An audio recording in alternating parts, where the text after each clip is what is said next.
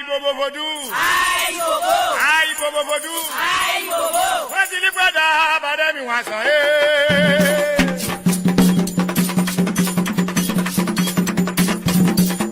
Ẹni padà bàdé mi wá sàn. Ẹni padà gbẹ̀ wọ́n tọ́ bá yóò bẹ sọ́bẹ̀.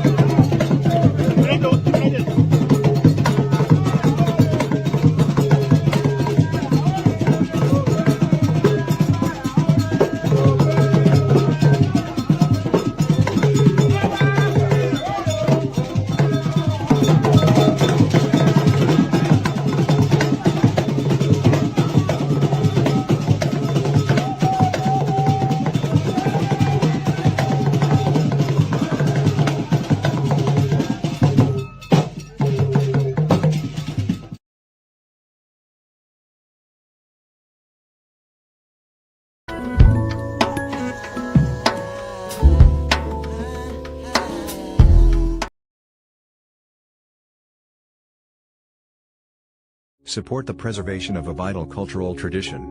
Vodou faces erasure and misrepresentation in today's world. Your support ensures Vodou's future and cultural integrity. Help preserve this vital culture today. Support the preservation of a vital cultural tradition. Vodou faces erasure and misrepresentation in today's world. Your support ensures Vodou's future and cultural integrity. Help preserve this vital culture today. Support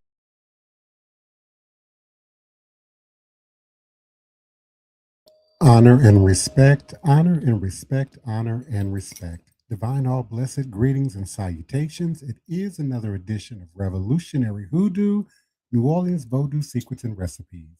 Voodoo Hoodoo 101, powered, produced, promoted, sponsored, and supported by NOIVD, New Orleans International Vodou Day.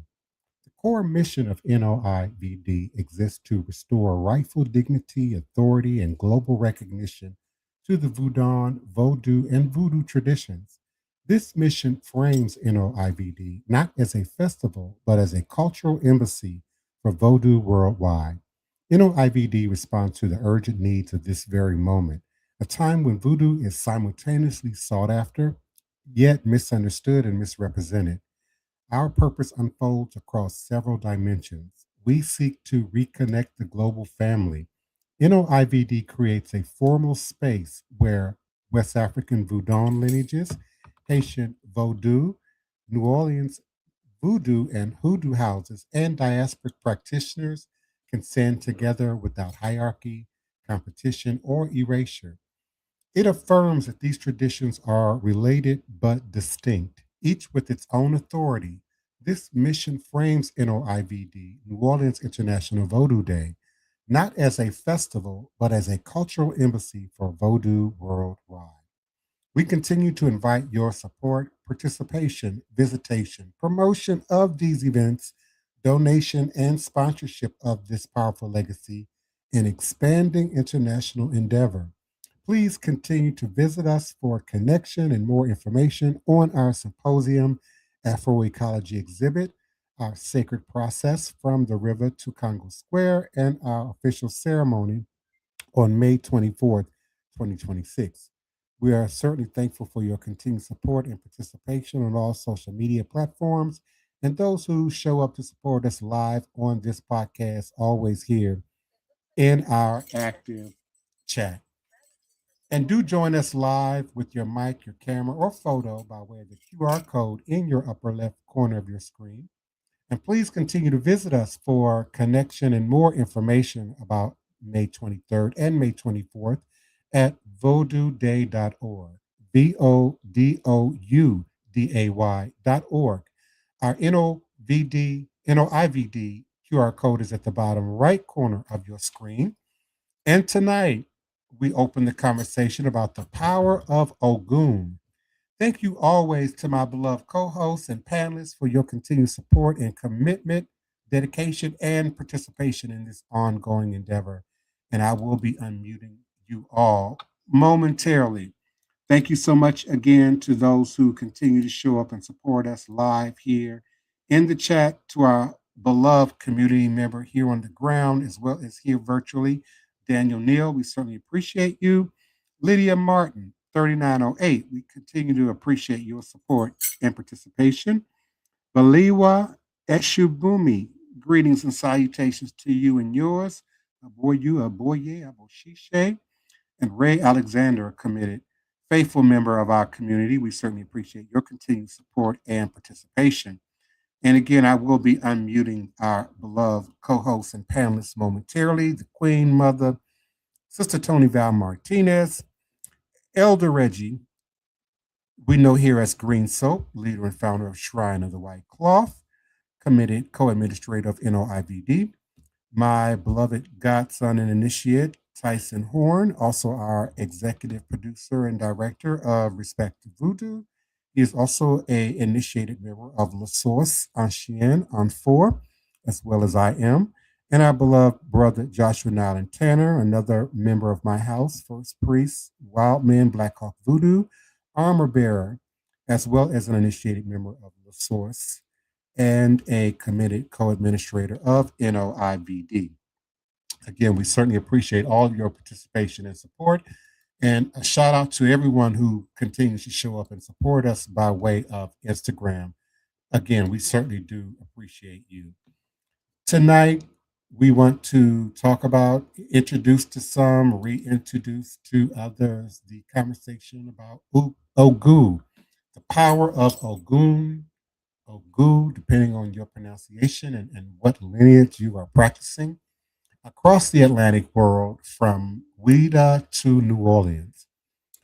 Before the borders, before the ships, before the world was carved by empire, there was the motherland. There was Ouida, there was Dahomey, there was Yoruba land, Congo land, and the great expanse of West, Central, and Southern Africa. There was the forest, the sacred forest, the forage, the fire, and the divine spark of creation that breathed life into the world. And standing in that fire was Ogun, the master of iron, the architect of civilization, the builder, the one who builds and holds the scaffolding, the building blocks that hold our foundation together, the opener of roads, the patron of labor, technology, and transformation. Ongu is not merely a warrior. Ogun is the principle of progress. Ogun is the force that shapes raw material into meaning. Ogun is the one who clears the path so humanity may move forward. And when our ancestors were forced into the belly of ships, Ogun did not remain behind. He crossed the water with them in the iron that bound them, in the tools they wielded, in the memory they carried, and in the fire that refused to die.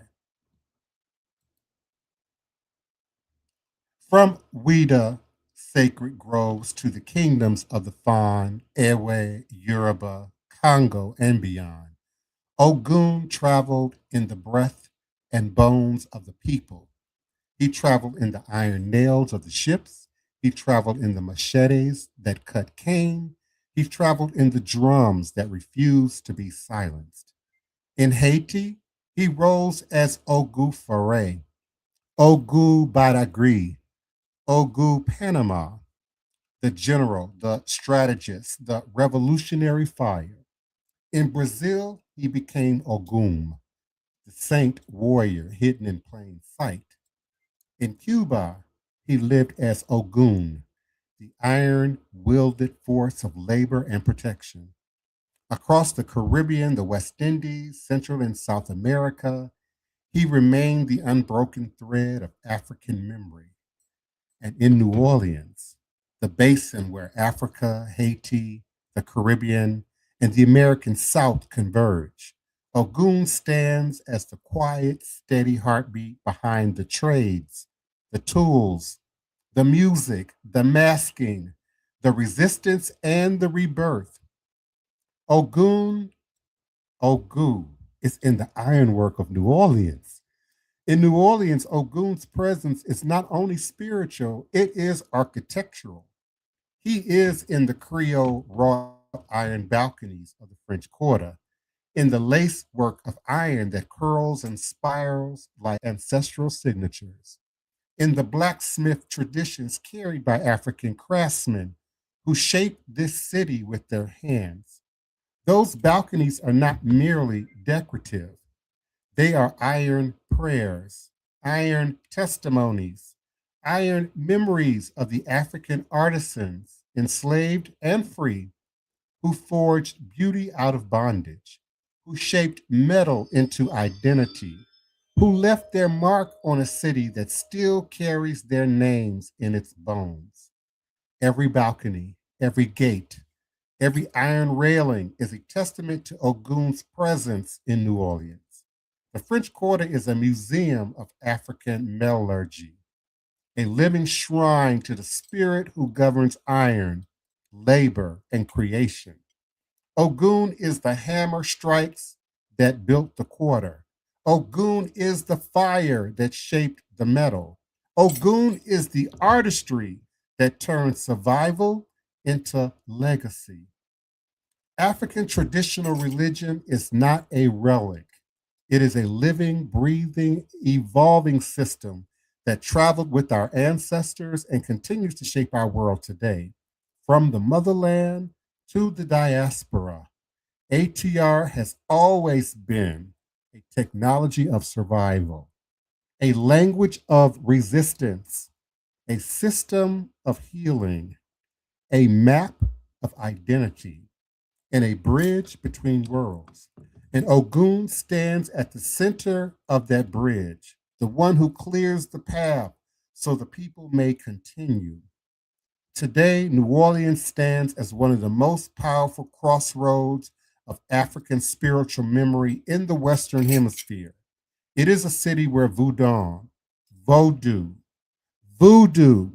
Hoodoo, and Orisha traditions, Akan traditions, traditions converge, converse, and continue. NOIVD, New Orleans International Vodou Day, is not simply an event. It is a cultural embassy, a spiritual bridge, a global gathering reconnecting the diaspora to its source.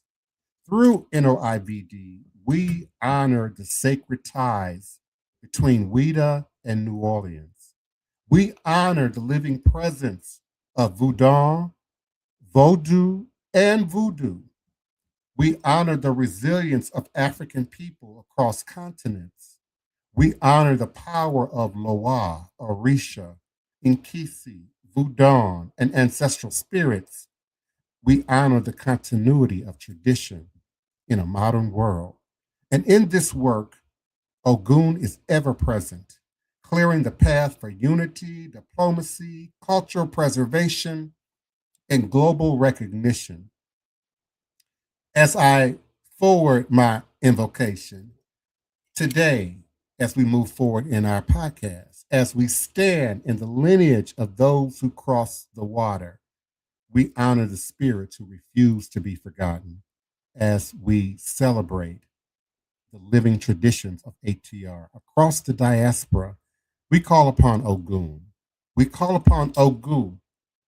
Open the way, strengthen our hands, sharpen our minds, protect our path, guide our work, and let the fire of transformation continue to burn across the world. From Ouida to Haiti, from the Caribbean to Brazil, from Central and South America to New Orleans, from the sacred groves to the wrought iron balconies, the power of Ogun remains unbroken. Ayibobo, Ashe, merci un pile, merci. And so, again, I invite my beloved co hosts, panelists, my beloved partners in this mission to please come on in, unmute your mic. I believe beloved Queen Mother, Sister Tony Val Martinez, community mother, community activist, research person, certainly the person to ask if you need to find something. Elder Reggie Green Soap, leader and founder of Shrine of the White Cloth, please do unmute and come on in. Brother Tyson Allen Horn, please do join the conversation. And our beloved Joshua Nyland Tanner, greetings and salutations to one and all. How you doing and what say you? Good evening, everybody. How is everyone doing on the panel? Good evening. Good evening. Good evening. And in the listening audience? Mm-hmm. A while back, I love to go to thrift stores. The bigger the thrift store, the better. And a while back, I had found a solid iron statue of an African holding a long spear. You can find the most wonderful stuff in thrift stores if you're trying to build your altar inside or outside. A lot of people, children's will clean out their parents' home once they're deceased, and they have been on vacation. I have so many masks I have gotten from the thrift store and artifacts, but this particular one, I marveled at how it was solid iron and was crafted. You could see the decorations on his wrap, his face, and it was so intricate that of course I bought it and I put it in a planter box on my front porch.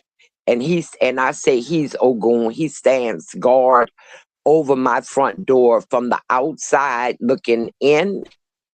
And I also have two other wooden statues of warriors inside my window looking out, protecting from the inside out. And it was just how they could craft the metal, like you said. Our balconies, I have wrought iron porch work. And I just love sitting there, just looking at, the wrought iron. And I hate to see it when people let it get rusty and don't keep it up. Oh my God, that's a pet peeve. But yes, iron. I still want to get some more ironworks that represent that came from Africa. What say you, Elder Reggie? Thank you, Sister Tony. Divine Prince, always an excellent topic. Brother Tyson, like Brother Joshua, yeah, that's everyone in the collective audience on all platforms. We are appreciative to be here. But when we speak of Ogun, it becomes a little personal for me because that is my guardian Orisha that I was initiated to in 1998. And so everything you guys have brought forward so far just pleases my heart because all of it is standing on truth. And I just want to share just a little bit if I could. But I always like to start when I'm doing Ogun work is I respect the spirit divine and I give him praise. I respect the spirit divine and I give him praise. That's just my way of letting Ogun know I appreciate everything that he has done for me over the years I've been within this system. But now, to only be fair, I like to share with others how they could still work with Ogun. For me, yes, I may have a consecrated Ogun shrine, but you can have one also. You could keep it like toward the front of your house. Even if you, Sister Bianca talked about it about a month ago, the spikes, using 2 spikes or just using a piece of metal. Because what Ogun do provide is this. Whenever you do prayers to Ogun, it should focus on concerns of both protection and removing obstacles from the process of spiritual growth.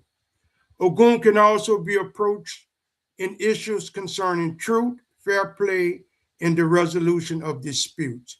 That is the forefront of Ogun is there for. He's almost like a judge, like a law provider. So when you go into Ogun, if you're trying to get someone to speak the truth about an issue and they're not, Ogun has a way of bringing that truth forward. And that's what I wanted to add. Those are some of the attributes of Ogun: protection, law, and try to be truthful. Brother Tyson, can you like have any questions or want to share anything? Well, hey everybody, and can you hear me okay? Can you hear me okay? Yes. Okay. Mhm. Yeah, no, great topic, and again, hello to everybody again. And I kind of I was relating to Sister Tony Val when she's talking about finding different iron elements. As I've been building as in my process of building the ancestor altar and building up my sacred space, I've always had a drawing to wrought iron crosses and wrought iron decorative crosses that I've used around my home to, for protection at the different entrances and so forth. Just I started making jewelry some years back, and when I started learning about the attributes of Ogun and working with metal and working with iron, I haven't worked with iron a whole lot, but just the concept of the many of the tools that I use, it just gave me that extra connection to like just working with the elements and having that it's just something powerful in the metals and in the iron when you if you hold it, if you have a choice between holding 2 different objects, especially sacred objects or objects that you want to use to adorn your sacred space, there's going to be something more powerful, I feel, in those natural elements like iron and wood and so forth.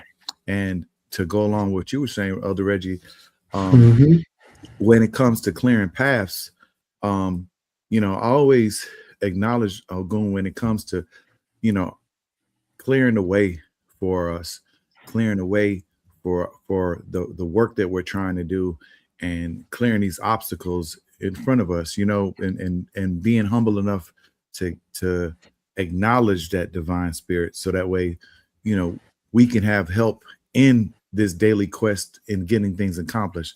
So I'm always learning more, and like I said, I couldn't wait to hear what you had to say, Elder Reggie, because I knew that that's something special, and you've always had a lot of words, wisdom around Ogun. So I'm just happy to hear this and learn more things, and just hear everybody's connection with it. And I know brother Joshua has a special connection as well.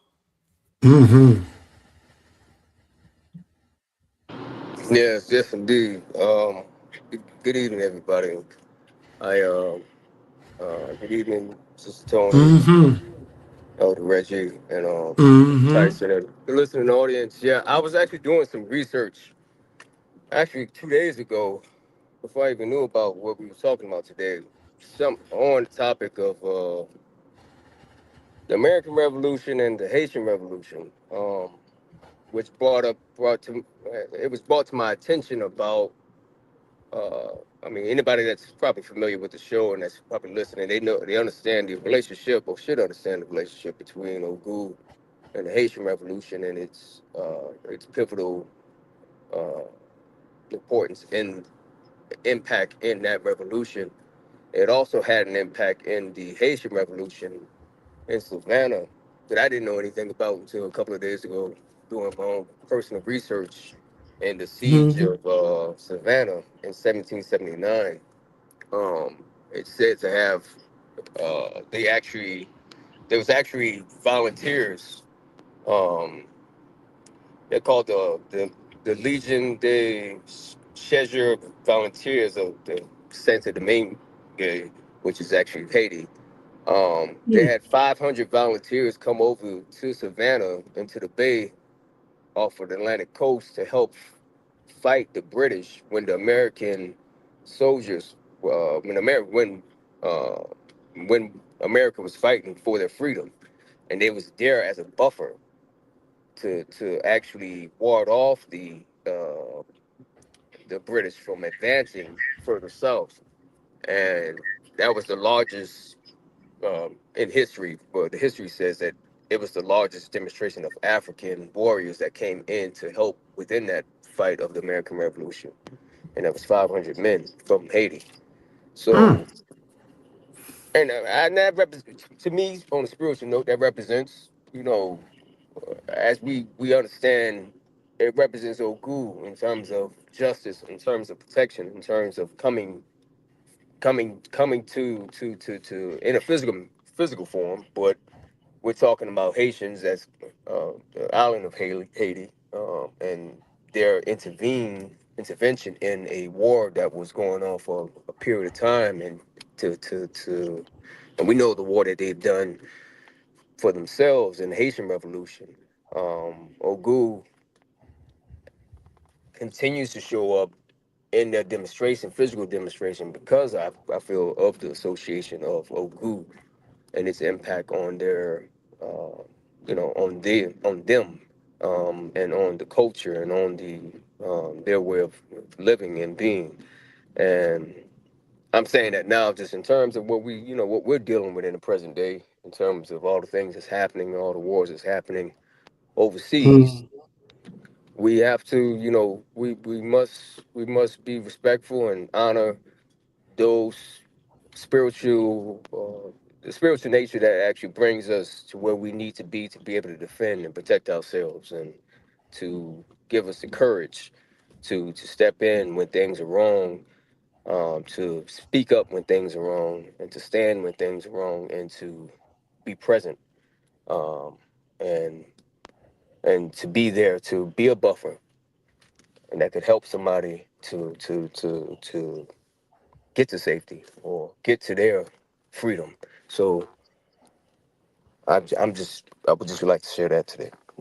Bro- bro- brother Divine Prince, I was wondering if you could elaborate on what people may see when they come to like a ceremony, especially when we do things at, New Orleans International Voodoo Day. There will be representations of Ogun there, shown up in spirit, and you'll see um, um, different uh, priests with a machete, and there's different mannerisms and different characteristics that are displayed during ceremony. Can you speak a little bit on that, so maybe some people that may be listening could understand that a little bit more? Sure, and I'm not quite sure. Elder Reggie might be able to verify if we actually have an Ogu packet that we bring out on that day. Do we? No. Good point, Divine Prince. No, we don't. Well, we certainly bring out Legba, who's pictured right now on the screen, and will be at the center of the ceremony, sort of position where the center post would be represented. And then we acknowledge many deities on May 24th, Sunday, for the New Orleans International Vodou Day. And Ogu certainly will be one of them. We had, Creole class and choir rehearsal just before the podcast this evening.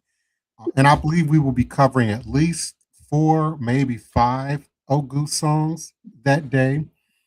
There will certainly be practitioners from WIDA as well as Haiti, as well as locally within our own house and our conjoined houses of mine Elder Reggie's, and the other participants within our house, who will all be playing essential roles in the serving, feeding, acknowledgement of these deities, to include Ogu.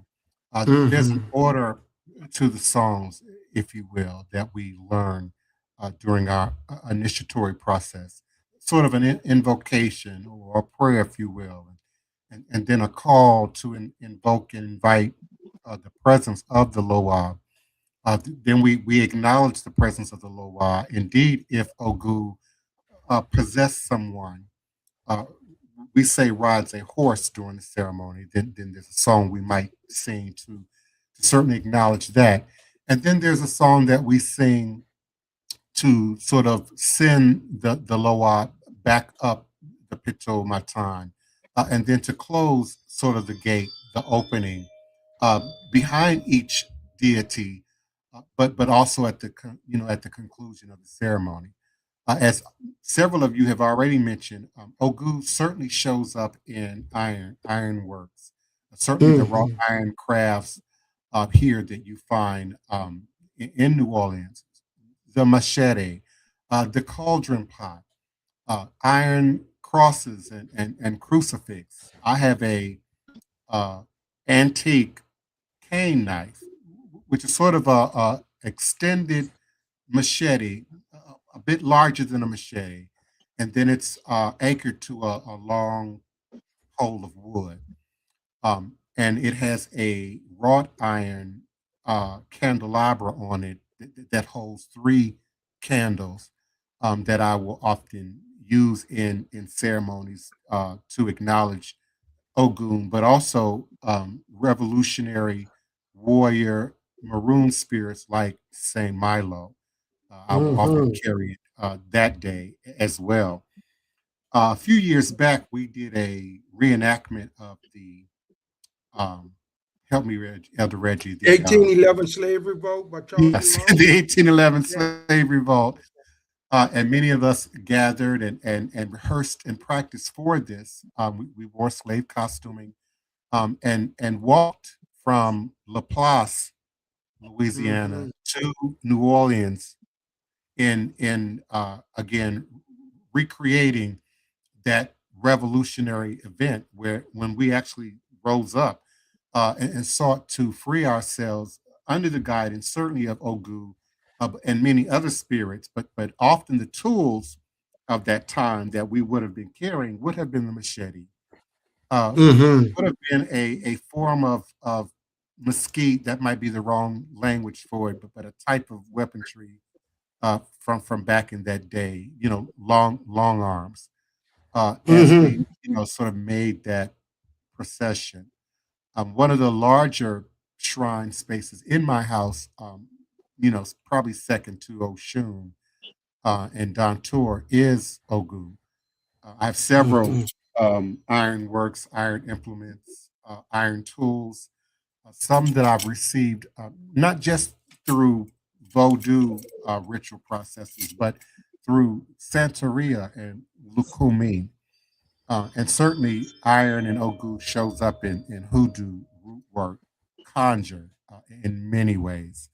And before I pass the mic, our beloved Nkisi, the statuary of the Congo, carved in wood, which will often be pierced with sometimes glass and sharp objects, but more often iron nails to suggest the fulfillment, the granting, the manifestation of a request under the guise of the spirit forces. And these Nkisi often come in doubles as well, looking in more than one direction, representing more than one polarity, and certainly standing up for justice.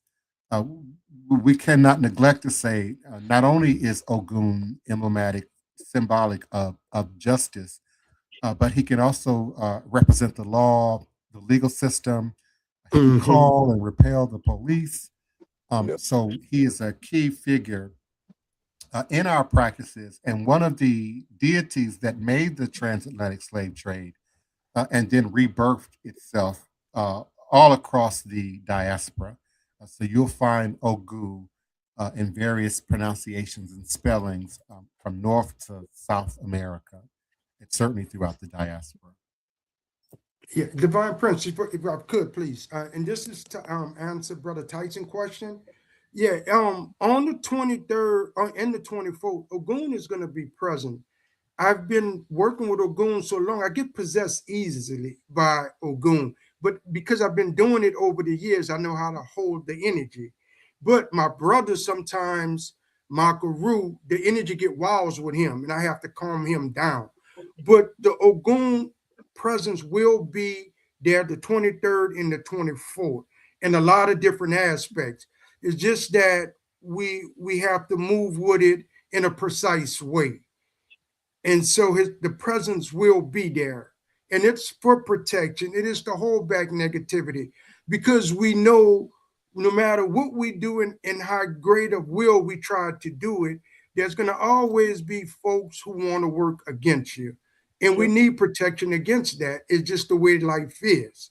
And so we will do our works before the 23rd and the 24th to make sure certain grounds are covered with Ogu in SU. I don't know if that answered your question, Brother Tyson. Yeah. No, most That's definitely. what I'm saying. Yeah, no, most things I would always yield to the elders of in this circle on this topic as well.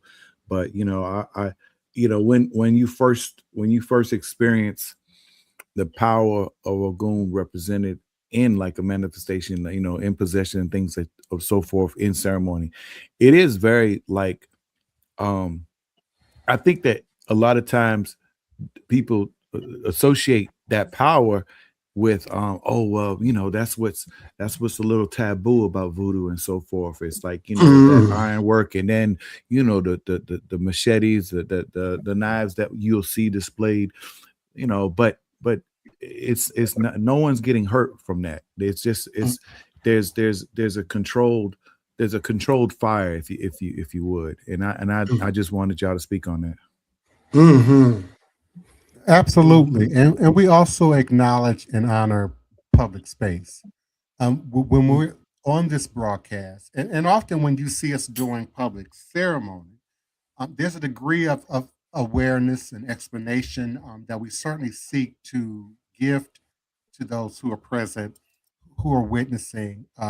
But there's also degrees of information that come with exposure, that come with initiation, that come with going through certain sacred processes within the lineages that work with Ogu that we also honor and protect.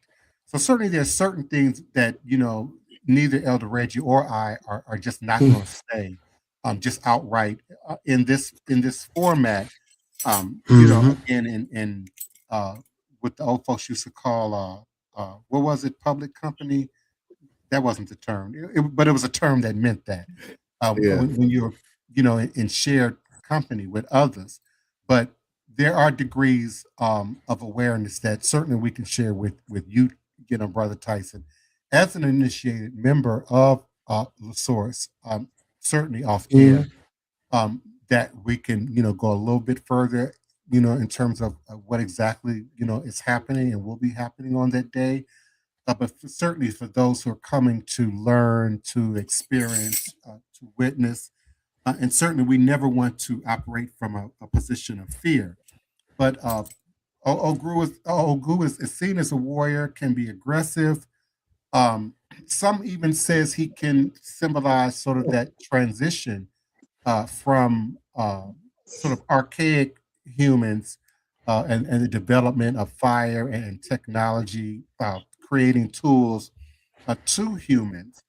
So Ogu, again, clears the foundation, does the work, builds the scaffolding, and often does not communicate vocally directly, in ceremony, and will be communicated through Eshu or Legba, or through other deities or symbolism.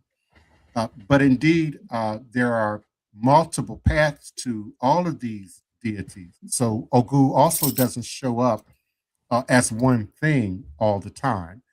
So there are many layers of understanding to working with Loa, working with Orisha, working with the various Abasan and various deities of these lineages, and then there are very unique characteristics based on lineage. And again, lineage is not just who you're blood related to. Many of us are operating under the house of Yoruba and many other ethnic backgrounds, but how they're demonstrated regionally in West Africa or regionally Cuba, Puerto Rico, Brazil, Venezuela, Louisiana, can be very unique and specific to that region and their experience with those powers, with those deities.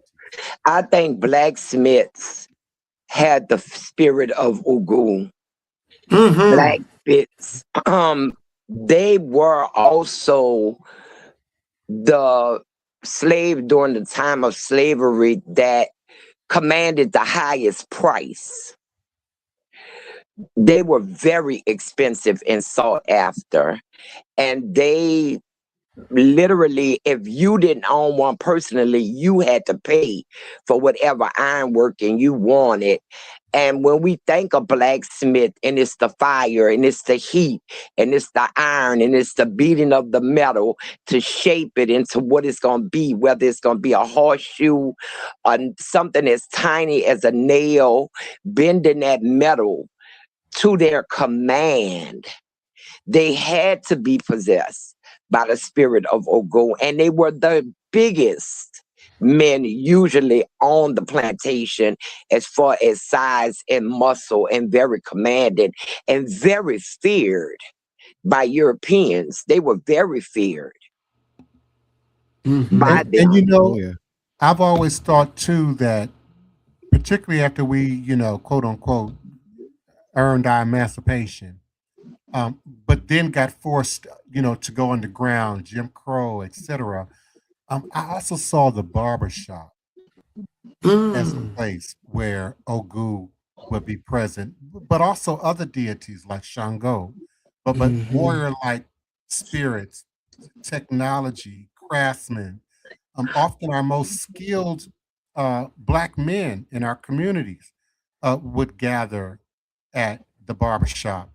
Communicate and that was the male version of going to see the voodoo priest. That's where the voodoo priest was, in the barbershop. Remember now, most voodoo priests were under the guise of hairdressers like Marie Laveau. So, I mean, even in New Orleans, I know a family whose last name is Glapion, by the way, who is related to the descendants of Marie Laveau by blood. And almost all the men in the family are barbers and had barbershops. Elder Reggie, you might know the barbershop on Johnson and Falstaff, was right down that corner. Oh, I do remember. Had my hair cut there many times. He's a Glapion. And the Glapions dress you. God gonna bless you and Glap gonna dress you. But he's a Glapion. He was my classmate Darwin Glapion's father. Yes, and they had some funny stuff going on up in there too. It was too many men going in a back room. Sister Tony, what I like to add to the barbershop deal is, and we all use it today, Florida water. Florida water actually was established out of barbershops first. That yes, the hoodoo practitioners or voodoo practitioners start using it in their ceremonies. But that's where it first was introduced, at the barbershop. And your knives, your razors, your blades, your scissors, all of that is just so Ogu. Yes. Yes. Because there's power in that fire. Like, just to even forge those instruments, you have to have fire in order to, shape them into the final castings that they are when they get hardened and everything. It's such a powerful creation to these objects. Someone mentioned surgical tools, things like that. It's like, there's Elder Reggie always talk about the elements, and Yes. you cannot talk about iron and Ogun and all without having those elements present, fire and metal. Right. Every element is incorporated into blacksmithing. The water that you have to cool the iron with, the bellows that have to blow the wind to stoke the fire. You got right. fire and you got earth, because a lot of blacksmiths will cool off, say, a horseshoe. After they put it in the water, they'll cover it with dirt. They'll cover it with dirt and then dig it up out the dirt. And blacksmithing has not gone away. It has evolved. It has evolved like we have evolved. Today, welders are taking on that. They are the iron welders with the fire and the water and the bending of the metal and the welding and all of that. It has evolved into welders. And that's something my first husband used to weld. And that is some serious work, because all of his uniforms had holes in them and all them spots from fire dotting on his skin. And he had to have that spirit, because frankly, once I did that job and all them sparks was popping, I would have quit. I'm sorry. And that's what makes Ogu also the governor of technology. We see those as tools, manual labor, but those are the earliest forms of technology, and led to greater developments in technology. So without that foundation of Gu, you have no structure with any sense of fortitude to stand on. Yeah, it couldn't have been a wheel in the 1800s and 1700s without iron. Because load got heavier where a wooden wheel would crack under the weight, unless it was some very, very strong wood. Iron, really, the railroad tracks, it was the iron that brought us into modernization. The frames of automobiles. All of that, the welders did those frames and stuff. So the blacksmith, we still got a lot of them around, especially in Louisiana. I know of Louisiana.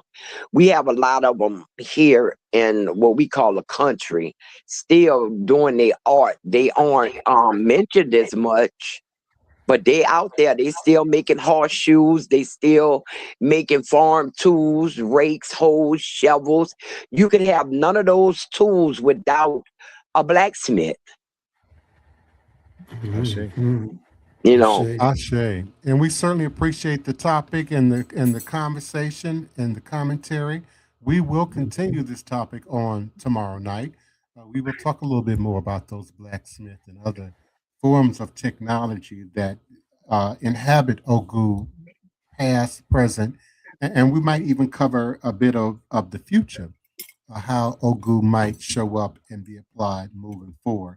And again, we're always thankful and appreciative of those who show up and participate with us, always live in the chat by way of Facebook, all of our Facebook pages, profiles, and groups, where you might find the QR code or the URL. Also, our local, national, and international listenership by way of LinkedIn, YouTube, Twitter X, and we're always appreciative and grateful for our continued support and listenership from Instagram. Instagram, out of all the social media platforms, makes it just a little bit more complex for us to stream directly to Instagram. So I appreciate you all continuing to support and show up for the show. And everyone, please click the like, share, follow, get a subscription, if you will, share the QR code, repost the stream, repost the information about the coming New Orleans 3rd Annual International Vodou Day, where Ouida, Benin, Haiti, New Orleans, and the diaspora will come together as a family. Thank you so much, Mystique Warrior, for joining us. Sissy, yes, thank you so much for continuing to support us. Divinely Steph, thank you for your continued support and appreciation. Black Tiger Creation, greetings to you and yours. We appreciate your continued support. All, Tim, I hope I'm saying that right.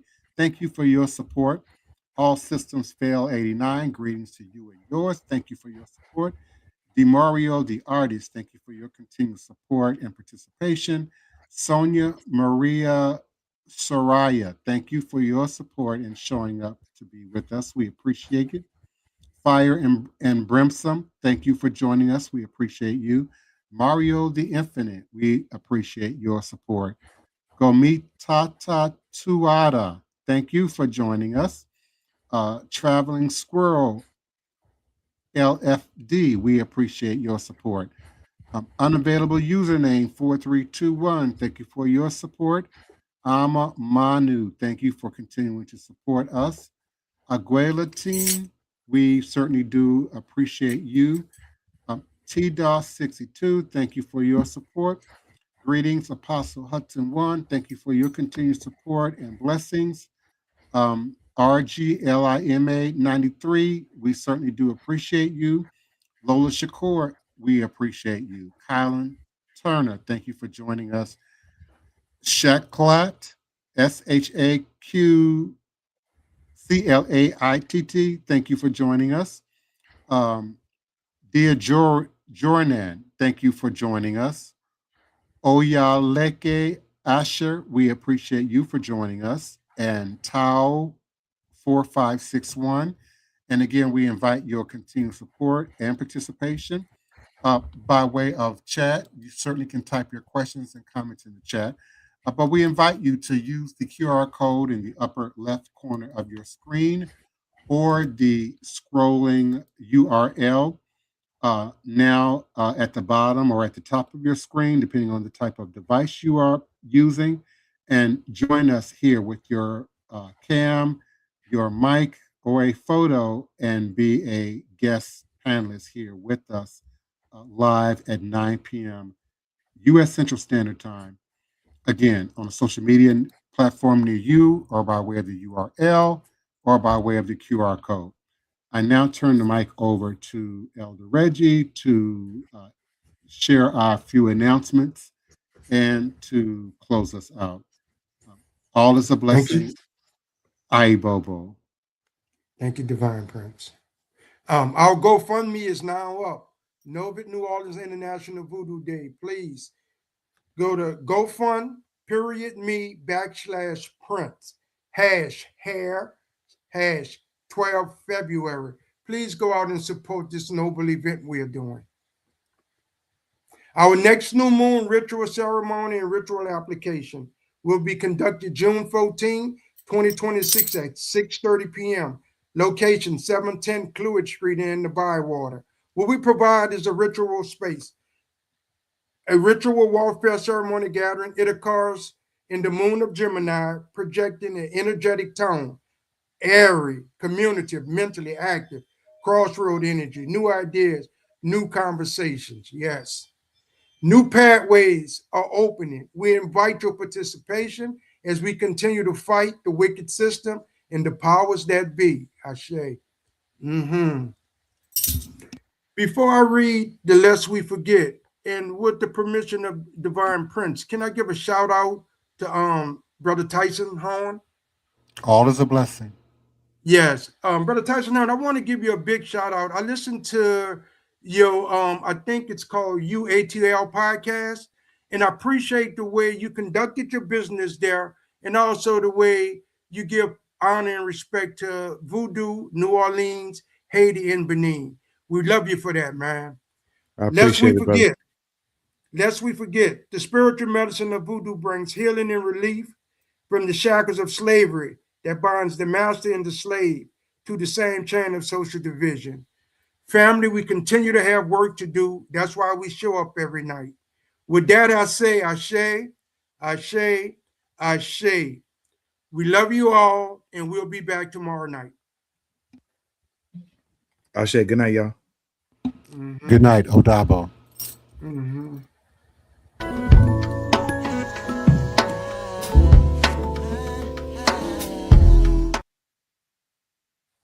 Support the preservation of a vital cultural tradition.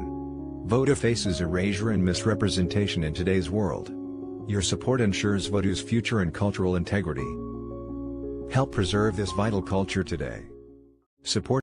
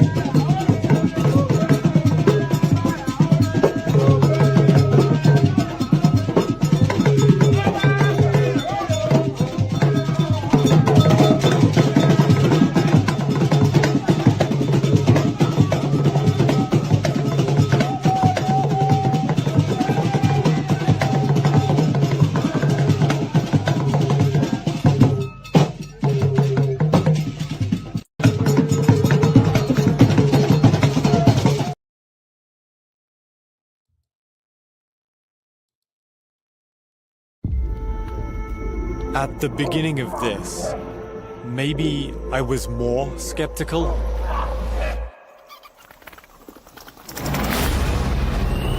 As the days have gone on, I'm not sure what I think anymore. I felt that maybe it wouldn't affect me if I personally didn't believe in it.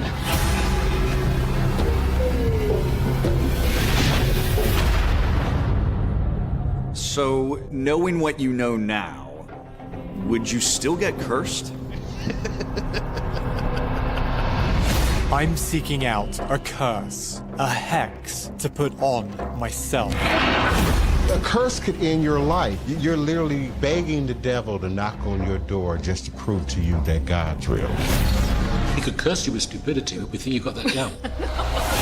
Despite the warnings, I'm investigating the real-world effects of dark magic. Looks like you have a lot of love and a lot of opportunity. You are going to cause damage to that. How do you feel after doing this? Evil. That must be quite seductive. That's the power you're calling on. The devil, right? Quite seductive. I'm going to enter into a pact with Satan. Señor Satán, Lucifer, presentamos a este hermano. Con tu fuego purifica. Wyong is pretty much the epicenter of all black magic. People are very scared to even talk about it. Y'all better not call me at 2 o'clock in the morning talking about this man is dead. I don't want to hear that. I have this physical feeling that something bad is coming. What have I done?